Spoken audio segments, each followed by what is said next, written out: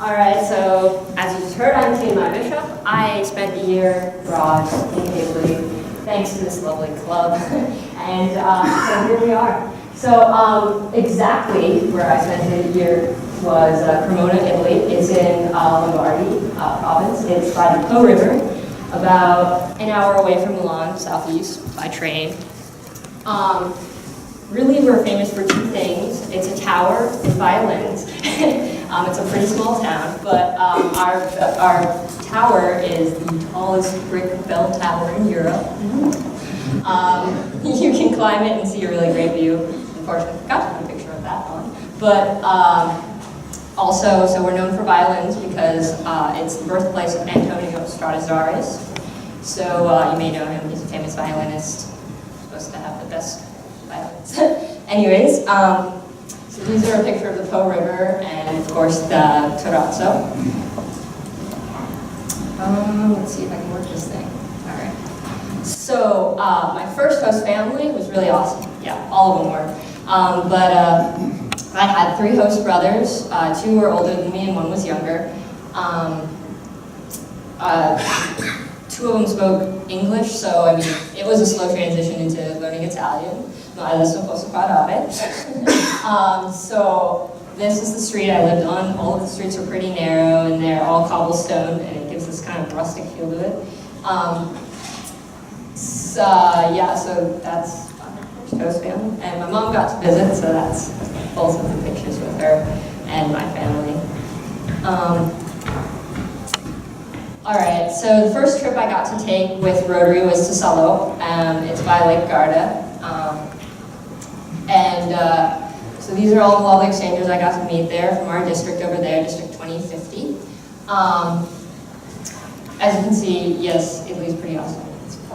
It's beautiful, but especially by its lakeside. So, yes. Halloween started popping around, and I was already great friends with some of the exchangers there, and we decided to meet up and have like a cookie and pumpkin carving fest.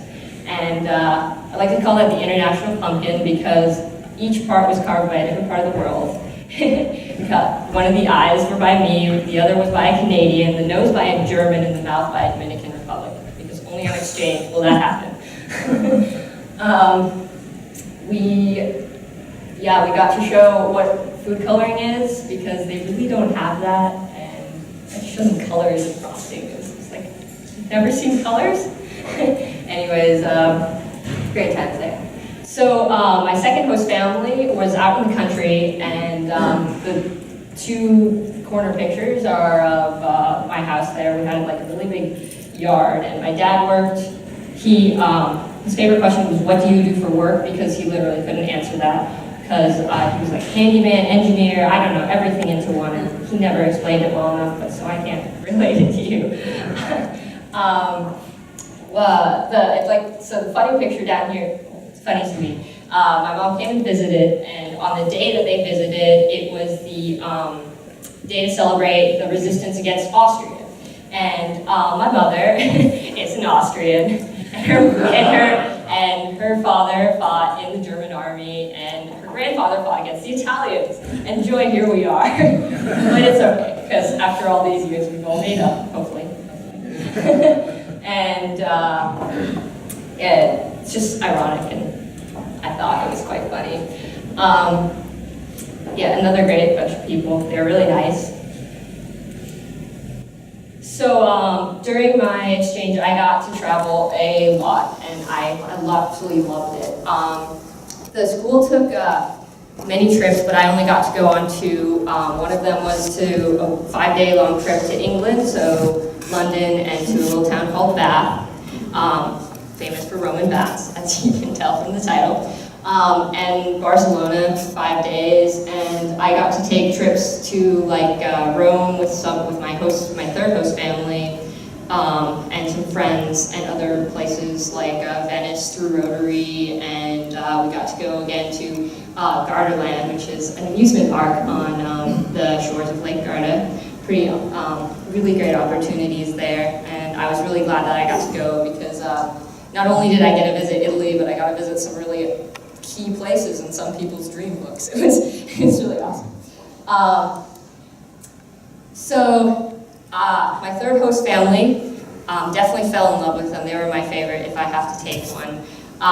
Funny thing here is that they're Asian and Chinese, and as you can see. It was funny. The grandmother spoke only Chinese, no Italian, no English, nothing else. But she was the cutest thing ever. She knew like two words in Chinese, and it was not Chinese, Italian. When she said it, it was just like it melts your heart. I had two host sisters there on the side, and I became really fast friends and family members with them right away. It was kind of my first. I had guys the entire time, so my first host family was three boys, and my second host family was one older boy, and now finally I get to have sisters. I'm an only child, so it was quite an experience to have to learn to deal with siblings, or deal with, I don't know, fall in love with them. It's a love-hate relationship, I suddenly understand. Yeah, it was really awesome. Ambra, the one holding the dog here, she was literally a day older than me. So we got to celebrate our birthdays together during that time. And we got to go to Rome together and I don't know, it's just really awesome. Really fell in love with this family. Over there was 11 exchange students in our small little town of Cremona. I can't remember the population, but it was small, especially compared to Portland. And they just became like a second family to me, along with other Italians that I met over there. And it was I don't know, it's impossible to explain how close you can become with someone in a year.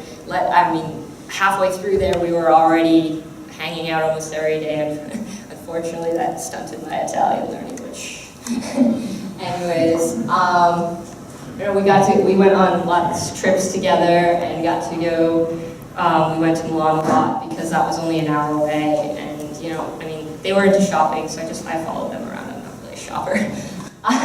But it was the hardest thing to say goodbye to them and my host families, and it was just, it's like you make tons and tons of families over there that it's inexplicably bonded in some sort of way. With the exchangers, it's because you've all gone through the same things. With your host families, it's just the love that they put into you that you receive.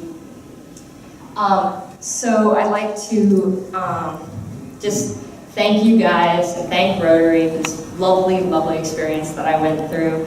And yes, it wasn't my first choice, and I think I whined about it for a while, but I've really learned that it's not the place that you go to, but the people that really make your exchange.